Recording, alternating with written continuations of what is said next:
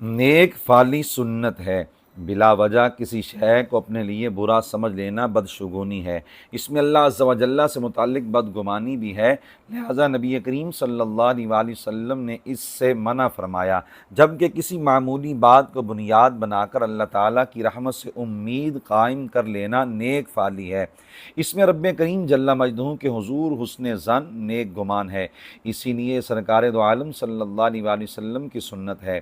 سیدنا ابو ہریرہ رضی اللہ تعالیٰ عنہ سے مروی ہے کہ رسول اللہ صلی اللہ علیہ وآلہ وسلم نے فرمایا، لا طیرۃ وخیرھا الفعل، یعنی بدفعلی کوئی چیز نہیں اور نیک فعلی بہترین ہے۔ لوگوں نے عرض کی نیک فعلی کیا ہے؟ آپ صلی اللہ علیہ وآلہ وسلم نے فرمایا، الکلمۃ الصالحۃ یسمعها احدکم، یعنی اچھا کلمہ جو تمہیں سنائی دے۔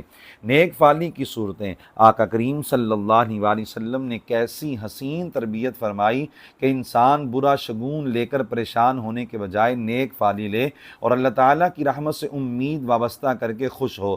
نیک فعلی کی مختلف صورتیں ہیں، مثلا ایسا کلمہ سننا جس سے اچھا پہلو نکلتا ہو۔ نمبر 2، ایسا خواب دیکھنا جس کی اچھی تعبیر ہو سکے۔ نمبر 3، اچھے نام سے نیک گمان قائم کر لینا۔ نمبر 4، گفتگو کے دوران چھینک آنے سے یہ گمان کرنا کہ بات سچی ہے۔ نمبر 5، دعا کے وقت چھینک آنے پر امید رکھنا کہ التجا قبول ہوگی۔